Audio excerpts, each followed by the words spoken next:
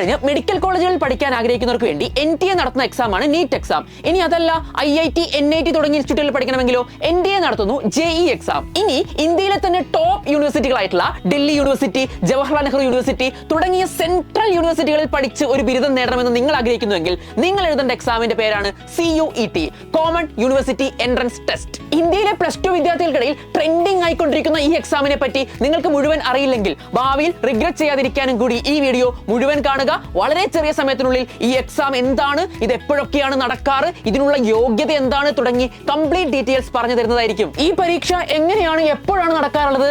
സാധാരണ വർഷത്തിൽ ഒരു തവണയായി മെയ് മാസത്തിലാണ് ഈ എക്സാം നടക്കാറ്. പൂർണ്ണമായും കമ്പ്യൂട്ടർ ബേസ്ഡ് ആയി ഓൺലൈൻ ആയിട്ട് നടക്കുന്ന എക്സാം ആയിരിക്കും. എല്ലാ സബ്ജക്റ്റും ഒറ്റ ദിവസമായിരിക്കും എക്സാം അല്ല.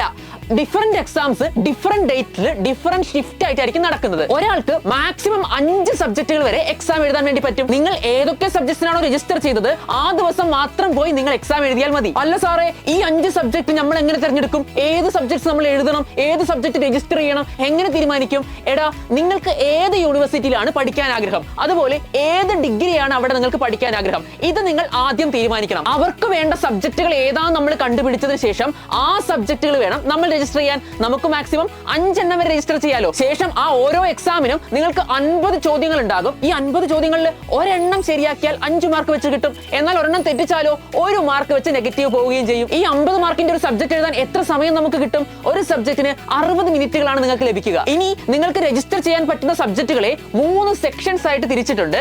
സെക്ഷൻ 1 എന്ന് പറയുന്നത് ലാംഗ്വേജസ് ആണ്. അതുപോലെ തന്നെ സെക്ഷൻ 2 എന്ന് പറഞ്ഞു കഴിഞ്ഞാൽ ഡൊമൈൻ സബ്ജക്ട്സ് ആണ്. എന്താണ് ഡൊമൈൻ സബ്ജക്ട്സ്? നിങ്ങളുടെ സാധാരണ സയൻസ് ആയിക്കോട്ടെ, കൊമേഴ്സ് ആയിക്കോട്ടെ, ഹ്യൂമാനിറ്റീസ് ആയിക്കോട്ടെ, അതുപോലുള്ള സബ്ജക്റ്റുകളാണ് അതിൽ പെടുക. ഇനി നിങ്ങൾക്ക് സെക്ഷൻ 3 ഉണ്ട്. അതിൽ നിങ്ങൾ ടെസ്റ്റ് ചെയ്യാൻ പോകുന്നത് ജനറൽ നോളജ്, അതുപോലെ തന്നെ ലോജിക്കൽ റീസണിംഗ് തുടങ്ങിയവയായിരിക്കും. ഇനി ഈ ടെസ്റ്റ് എഴുതാനുള്ള യോഗ്യത എന്താണ് സാറേ? ഒന്നുമില്ല. +2 കഴിഞ്ഞവർക്കും ഇപ്പോൾ +2 പഠിച്ചുകൊണ്ടിരിക്കുന്നവർക്കും CUETക്ക് അപേക്ഷിക്കാം. ഏത് സിലബസ് അനുസരിച്ചാണ് സാറേ ഈ എക്സാമിന് പഠിക്കേണ്ടത്? നിങ്ങൾ +2 പഠിക്കുന്ന NCERT സിലബസിൽ ബേസ്ഡ് തന്നെയാണ് പ്രത്യേകിച്ച് ഡൊമൈൻ സബ്ജക്ട്സിലൊക്കെ ക്വസ്റ്റ്യൻ വരുന്നത്. പിന്നെ ക്വാണ്ടിറ്റേറ്റീവ് ആപ്റ്റിറ്റ്യൂഡ്, ലോജിക്കൽ റീസണിംഗ് എന്നിവ മാത്രമാണ് വ്യത്യസ്തമായി വരുന്നത്. ഈ എക്സാം എഴുതാൻ താല്പര്യമുണ്ട്. എപ്പോഴാണ് ഇതിനു വേണ്ടി രജിസ്റ്റർ ചെയ്യാൻ പറ്റുക? എടാ, സാധാരണയായിട്ട് ഫെബ്രുവരി അവസാനത്തിലാണ് ഇതിന്റെ രജിസ്ട്രേഷൻ വിളിക്കുക. ശേഷം മെയ് മാസങ്ങളിൽ എക്സാം നടക്കും.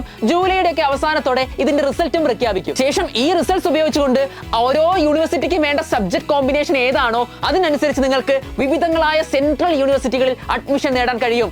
ചില സ്റ്റേറ്റ് യൂണിവേഴ്സിറ്റികളും ഈ ഒരു CUET മാർക്കൊക്കെ നോക്കുന്നുണ്ട് കേട്ടോ. അത്യാവശ്യം കോമ്പറ്റീഷൻ ഉള്ളത് കൊണ്ട് തന്നെ +2നൊപ്പം തന്നെ CUET പ്രിപ്പയർ ചെയ്യുക എന്നുള്ളതാണ് നമ്മൾ ചെയ്യേണ്ട കാര്യം. ആയതിനാൽ നിങ്ങളുടെ ബോർഡ് പരീക്ഷയെ പോലെ തന്നെ സീരിയസ് ആയി CUETന്റെ പഠനവും ആരംഭിക്കുമെന്ന് നിങ്ങൾ എല്ലാവരും ഉറപ്പുവരുത്തുക. അപ്പോൾ ഇപ്പൊ തന്നെ തുടങ്ങിക്കോളൂ. മറ്റൊരു വീഡിയോയിൽ കാണാം. അതുവരെ ബൈ.